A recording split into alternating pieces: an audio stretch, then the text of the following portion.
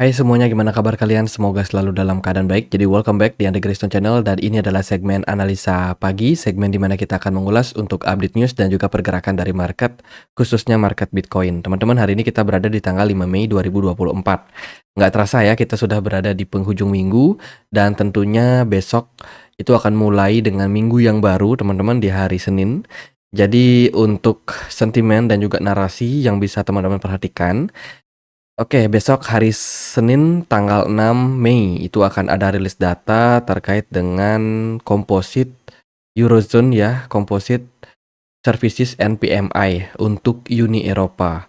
Sementara di Inggris itu besok akan ada bank holiday. Jadi perbankan atau mungkin institusi terkait berhubungan sama keuangan mungkin libur, teman-teman. Kemudian di hari Selasa tanggal 7 Mei itu kita dapat beberapa rilis data yaitu Eurogroup meeting dan juga FOMC member Kaskari yang akan speak. Di hari Rabu tanggal 8 akan dilanjutkan dengan data mortgage rate, terus juga crude oil inventory minyak mentah. Ini akan sangat-sangat penting. Kemudian ada juga data terkait dengan European Central Bank Non-Monetary Policy Meeting. Akan ada meeting ya dari Uni Eropa dan mungkin akan memberikan pengaruh untuk harga euro.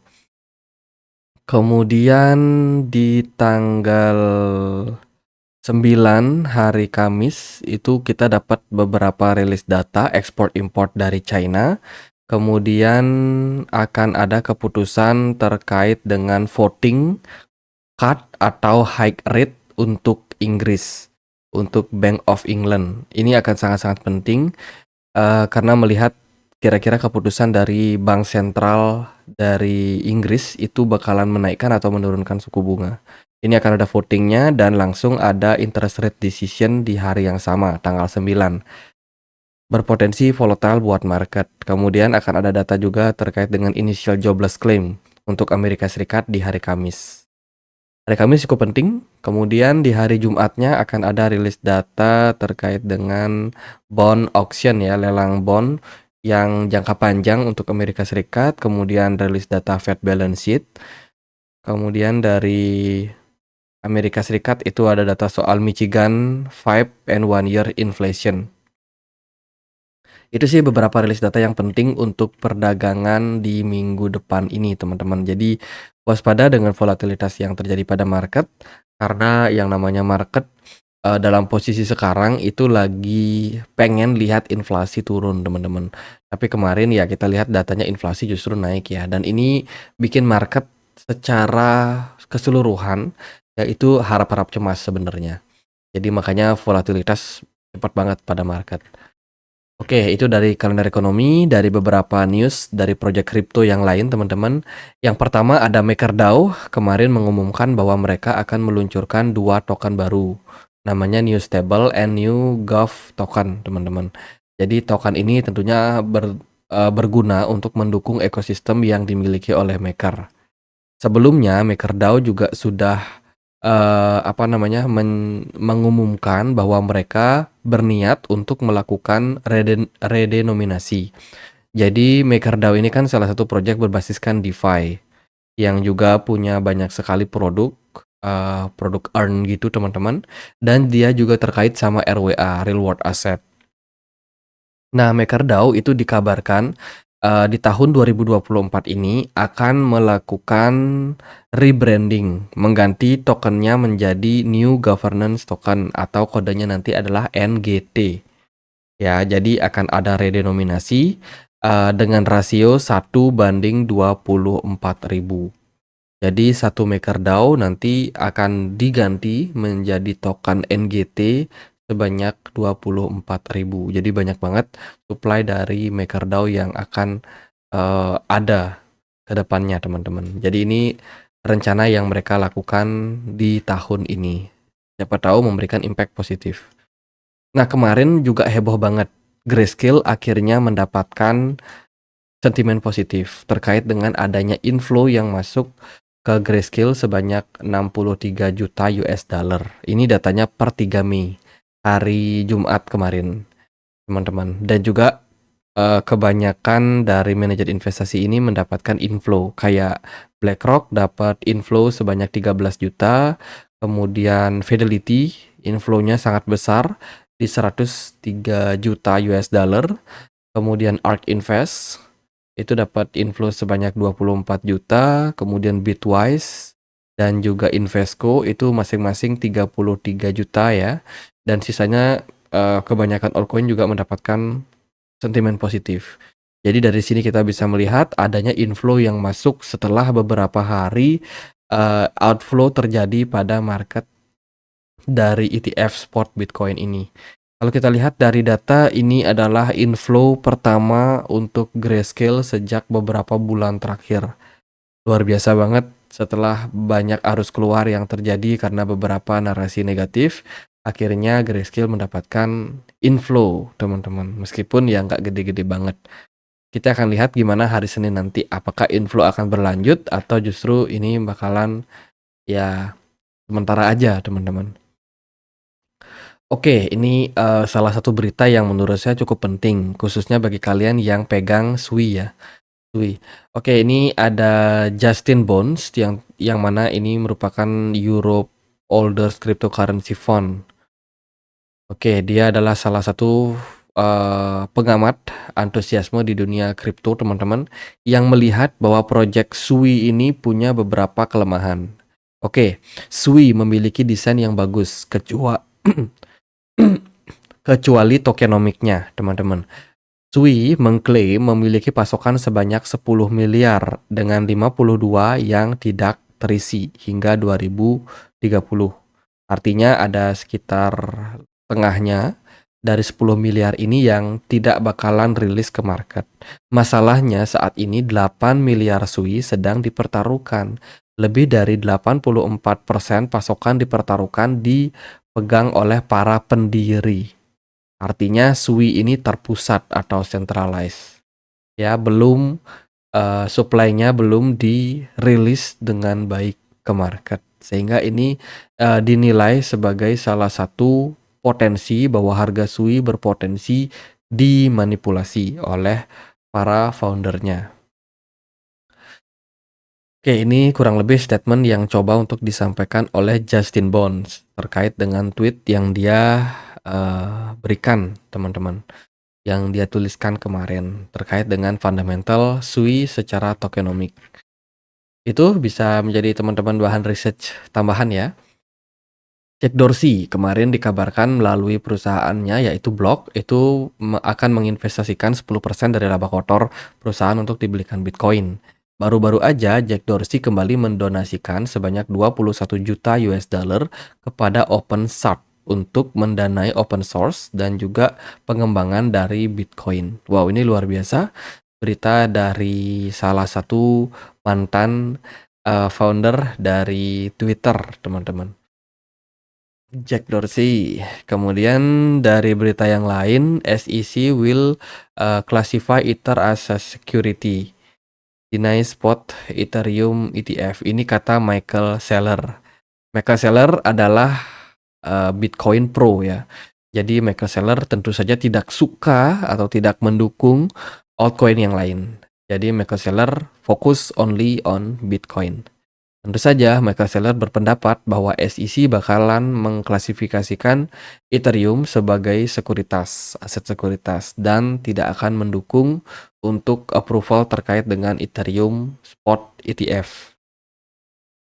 Jadi ini adalah spekulasi yang tentunya disampaikan oleh Michael Saylor melihat kondisi dari SEC saat ini. Jadi SEC memang belakangan ini cukup menahan Ethereum, teman-teman, menahan approval dari Ethereum spot ETF ya, supaya belum mendapatkan approval untuk regulasi di Amerika Serikat.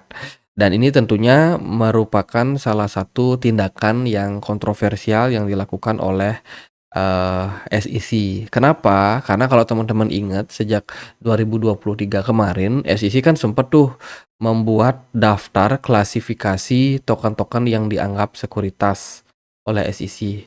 Kita juga sudah sempat post sih di komunitas Telegram ya. Apa ya kodenya? Coin sekuritas. Jadi SEC itu sempat, bikin kayak daftar gitu mana, koin-koin yang dianggap sekuritas. Ada kayak Cardano, kemudian ya BNB termasuk juga di dalamnya ya. Jadi ada beberapa koin, teman-teman, dan harusnya sih Ethereum itu tidak dikategorikan atau tidak diklasifikasikan sebagai produk dari sekuritas, ya kan.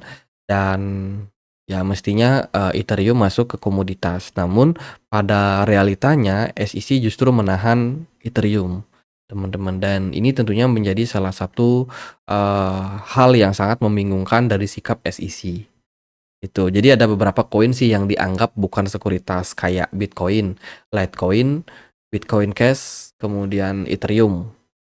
Itu ya ada 4, teman-teman. Oke, kita akan lanjutkan nanti dramanya dari SEC. Next, teman-teman, ini kita akan bahas terkait dengan potensi Avalanche yang terintegrasi dengan Stripe. Avalanche dikabarkan terintegrasi sama Stripe untuk fiat to crypto onboarding. Jadi tentunya untuk memudahkan orang-orang untuk mendapatkan akses melalui fiat ke kripto, teman-teman. Jadi Avalanche sendiri sudah bekerja sama dengan proyek bernama Strip ya, guna untuk memudahkan layanan pembayaran transaksi yang juga ini bakalan menjadi salah satu integrasi yang bagus untuk market fiat ke market kripto. Diharapkan sih bisa mendapatkan adopsi yang lebih besar lagi untuk kripto ini. Oke, itu integrasi yang bagus. Kemudian kita lihat dari pergerakan dari market. Kemarin yang cukup mencuri perhatian Dogecoin. Dogecoin naik 10%. Better than another crypto ya, teman-teman. Overall altcoin kemarin juga mengalami kenaikan-kenaikan. Namun ada beberapa yang tinggi, ada beberapa yang rendah. Jadi meme coin kemarin lumayan perform bagus, teman-teman. Sementara dari koin-koin dengan narasi yang lain ya agak-agak gimana gitu ya. Dari BTC Dominance sih kemarin ada sedikit peningkatan dengan pergerakan dari Bitcoin yang juga kemarin cukup positif. Pergerakan Bitcoin saat ini mengalami kenaikan, mungkin ditunjang karena sentimen dari inflow yang terjadi pada beberapa produk ETF ini, teman-teman. Dan saat ini pergerakan dari Bitcoin sendiri itu naik ke kisaran level 64.000. Kondisi saat ini tuh didukung sama US dollar ya yang mengalami penurunan, kemudian juga XAU atau gold yang mengalami kestabilan, sementara S&P 500 mengalami kenaikan. Jadi Bitcoin agak ngikut nih sama S&P 500, teman-teman. Dan pergerakan kenaikan ini berpotensi mengarahkan Bitcoin at least ke area strong support, kemungkinan di 67.000. Namun kalau teman-teman perhatikan pergerakan Bitcoin pada kenaikan 2-3 hari terakhir itu sepertinya udah mulai ketahan nih, teman-teman. Kalau aku perhatikan ya di time frame 4 jam pergerakan Bitcoin ini cenderung ketahan di kisaran level 64.000. Sempat naik beberapa kali tapi kayaknya selling pressure di level tersebut agak kuat. Dilihat dari posisi smart money di perdagangan kemarin ada sedikit peningkatan. Namun peningkatan yang terjadi kali ini itu agak-agak mirip sama yang terjadi pada 24 April kemarin. Ini 24 April pergerakan Bitcoin kan cenderung naik juga ya. Ini volume smart money-nya waktu itu kecil dan ya ada sih tapi kecil. Dan saat ini kita juga mengalami fase yang kurang lebih mirip. Jadi dari posisi ini sih kita masih pengen lihat ya kemana pergerakan dari Bitcoin. Apakah dia bakalan struggle untuk naik ke atas 64.000 dan meraih level 67.000 atau justru Bitcoin malah mendapatkan akumulasi yang lebih bagus lagi di hari Senin. Jadi pada intinya ya semua balik lagi bagaimana market merespon, teman-teman. Kalau weekend sih biasanya volumenya kecil. Kecenderungannya ya ada sedikit kenaikan di hari Sabtu, namun di hari Minggu biasanya udah masuk ke fase koreksi. Dan ini terjadi pada beberapa perdagangan sebelumnya, teman-teman. Teman-teman kalau memperhatikan market, Sabtu biasanya naik, kemudian Minggu tiba-tiba marketnya kayak kurang volume gitu, kurang bergairah gitu, dan akan kembali impulsif di hari Senin. Jadi untuk hari ini kan hari Minggu ya, saya rasa ya market akan slow aja kayak gini. Mungkin hari Senin itu akan lebih volatile lagi buat market. Itu sih dari, eee apa yang saya lihat dari pergerakan dari Bitcoin ya, kita akan lihat kemana arah dari pergerakan Bitcoin untuk ke depannya. Jadi gitu aja, semoga video kali ini bisa bermanfaat.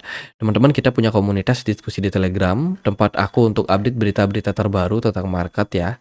Kalau teman-teman udah join di update news Bitcoin ini, di sini adalah portal informasi. Teman-teman bisa cari, apa namanya, berita-berita lama juga di sini. Kita udah banyak posting konsisten dari setahun lalu, update berita-berita. Jadi feel free untuk join teman-teman, linknya ada di kolom deskripsi video ini. Itu aja, semoga bisa bermanfaat. Akhir kata saya Andre, makasih.